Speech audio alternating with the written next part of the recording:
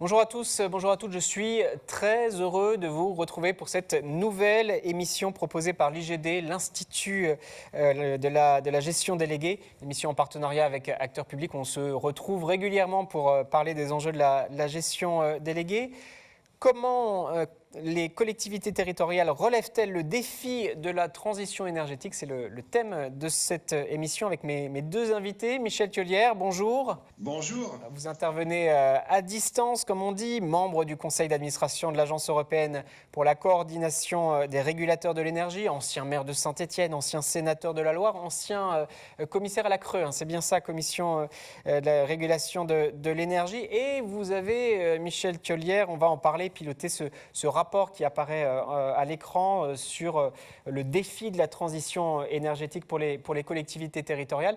Et vous serez, Michel Thiollière, là vous intervenez à distance, mais vous serez dans les murs d'Acteurs Publics le 9 juin pour ce rendez-vous, ce webinaire, comme on dit, sur ce même thème, collectivités et opérateurs.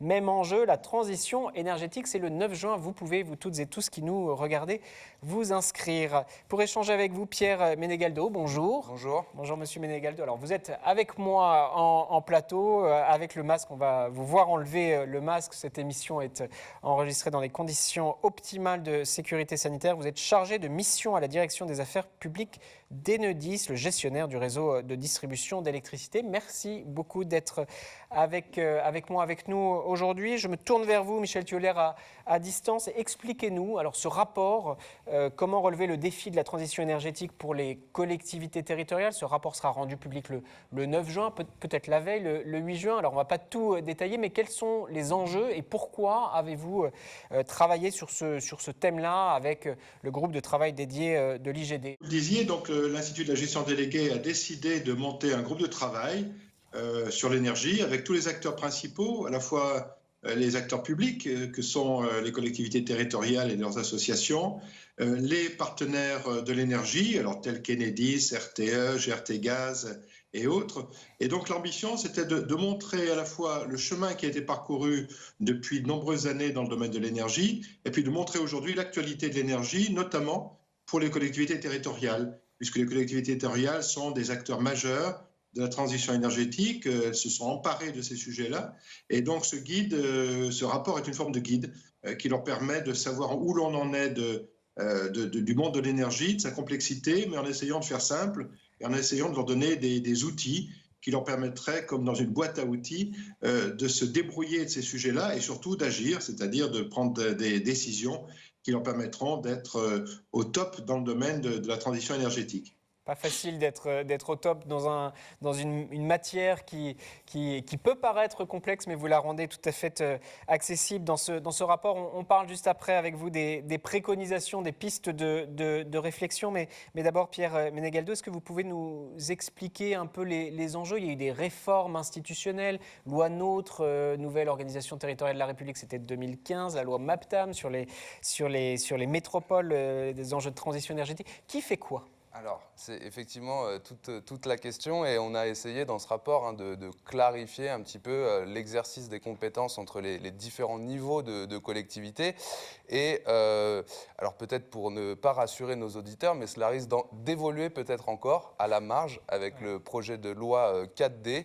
Mais finalement, ce qu'on voit bien, c'est que chaque échelon territorial a un rôle à jouer. Les régions, ça va être par exemple pour le climat, la qualité de l'air, la planification de la transition et de l'efficacité énergétique, la protection de la biodiversité ou de l'aménagement de l'espace. Les départements, là, ça va être plus des compétences qui sont en lien avec leurs compétences plus traditionnelles, comme la santé, l'habitat, la lutte contre la précarité, mais on peut lier ces domaines. Et enfin, l'échelon local, communal, intercommunal, là, c'est l'échelon vraiment de la transition locale, des mobilités durables et encore de l'aménagement de l'espace. Donc vraiment, ce qu'on a voulu faire passer comme message, c'est que chaque niveau de collectivité a son rôle à jouer. Et la réussite, si je puis dire, va dépendre un petit peu de la bonne articulation entre ces différents niveaux.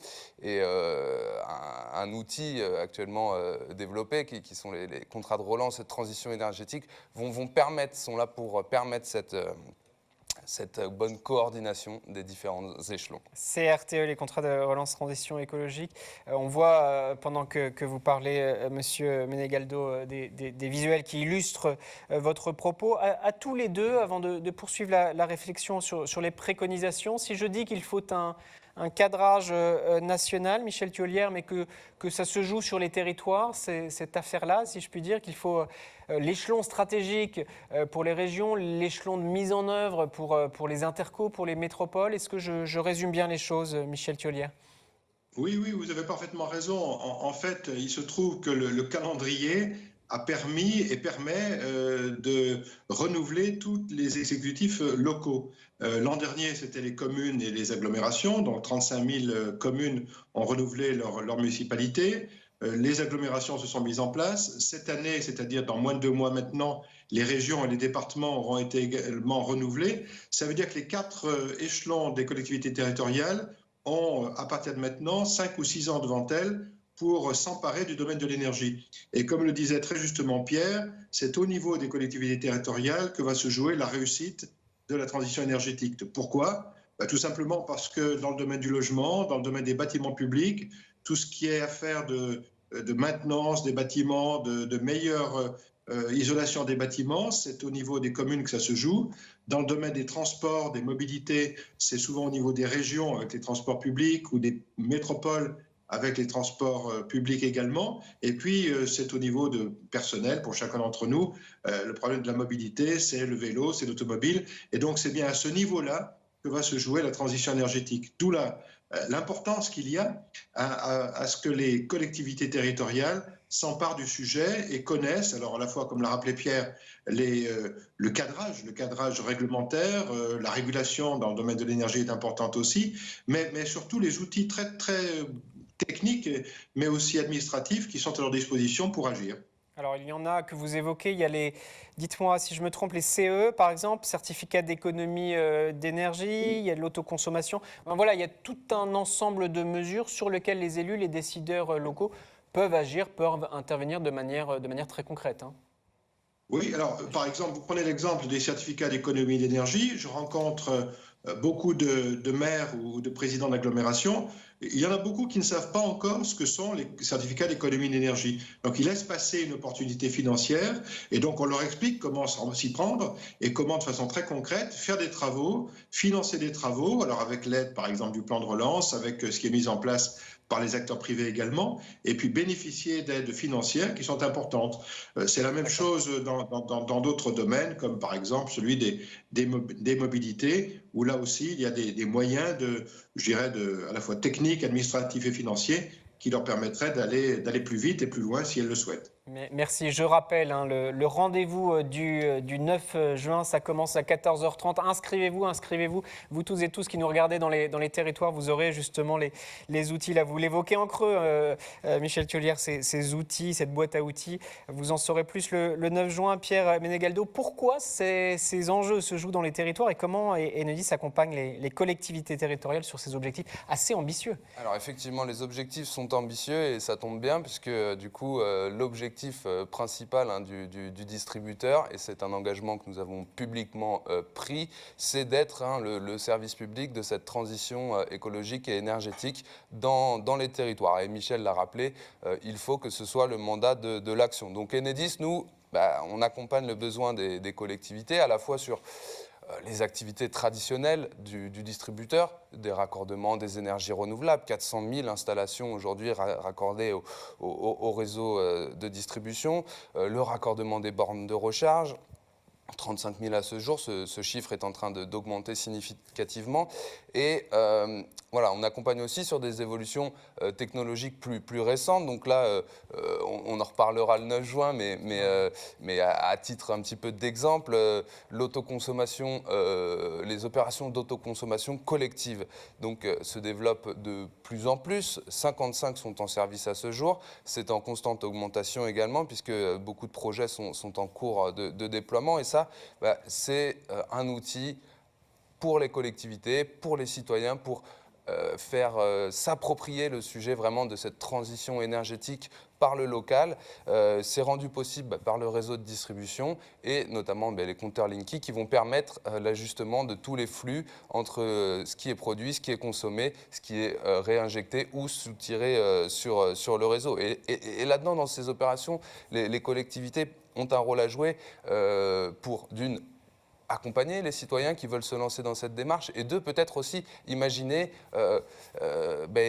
d'utiliser ces outils au service d'autres politiques publiques comme la lutte contre la précarité, par exemple. Et là, voilà, il y a tout un tas de choses à imaginer, si je puis dire. Elles ont les moyens d'agir. Alors, je ne sais pas, Michel Thiollière, si vous voyez mon bureau aussi, la régie peut faire un gros plan, mais j'ai étalé tout le rapport, les 64 pages. Je me suis plongé dedans pour préparer notre échange. Michel Thiollière, vous terminez votre rapport. Alors, il ne faut pas que j'aille trop loin, puisque c'est encore exclusif, comme on dit. Enfin, ça sortira le 9 juin, mais vous terminez avec des pistes de réflexion pour l'avenir. Vous parlez de gouvernance, vous parlez de procédures à simplifier, vous parlez des outils contractuels au service de la transition énergétique. Vous venez d'en parler, de cette mise en œuvre des nouvelles mobilités qu'il faut accélérer, etc. etc.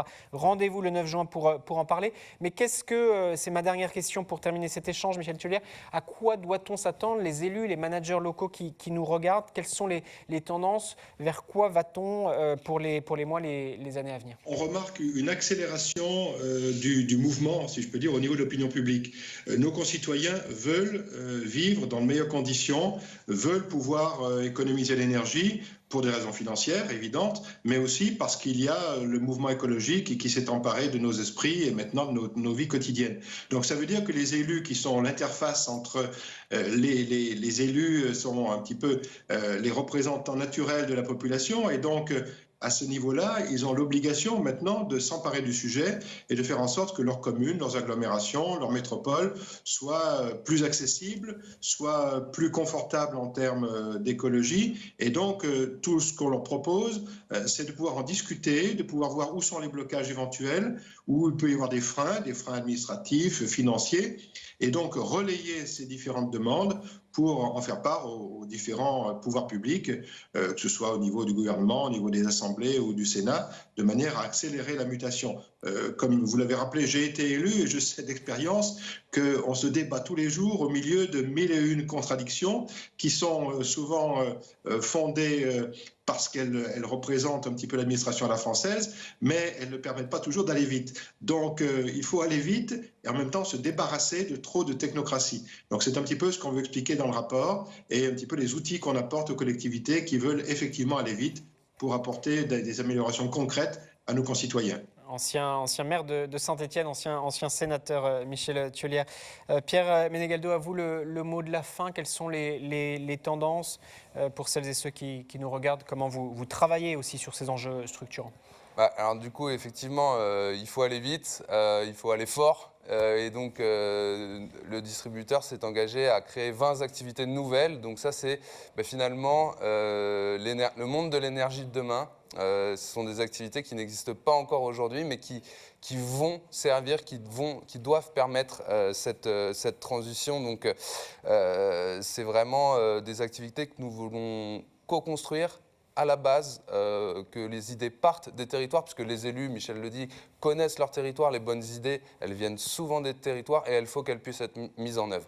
Alors pour ça, Enedis, on a une présence territoriale qui permet à chaque niveau de collectivité d'avoir un interlocuteur privilégié. Donc il faut absolument que toutes les collectivités l'identifient. Si ce n'est pas le cas, j'espère pas, mais voilà, il faut vraiment que ce soit identifié. Et donc, nous, on veut construire 20 activités nouvelles au service de la transition énergétique. Et par exemple, je ne joue pas au devin et je laisse libre recours à l'imagination locale, mais on pressent quand même que, par exemple, les communautés énergétiques vont être amenées à jouer un rôle de plus en plus important dans ce paysage de l'énergie. Et donc, je parlais de l'autoconsommation collective juste avant. Les communautés énergétiques, c'est aller encore un un cran plus loin, c'est aller dans les services énergétiques entre les membres. Et donc là, voilà, là, on peut imaginer le futur, des bâtiments publics fermés le week-end qui envoient leurs électrons à des clients précaires ou des choses comme ça. Enfin, il faut, tous les scénarios sont possibles. tous les scénarios sont possibles. Et encore une fois, le gestionnaire de réseau, Enedis, sera aux côtés des collectivités pour accompagner ce mouvement et ces bonnes idées. Vous avez rendu compréhensible, très compréhensible ces problématiques complexes où on a bien compris à vous écouter tous les deux en substance que ce monde était assez figé avec des acteurs qui n'ont pas beaucoup évolué et puis, je ne dis pas ça de manière négative, hein, mais non. Là les choses s'accélèrent, les scénarios s'ouvrent, se multiplient.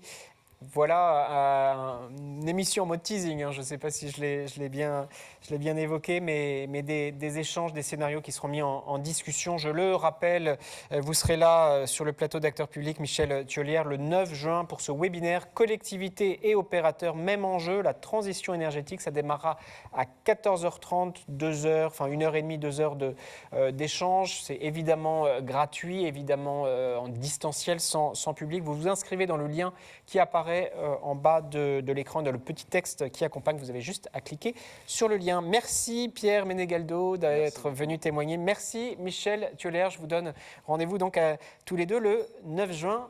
Merci beaucoup, messieurs.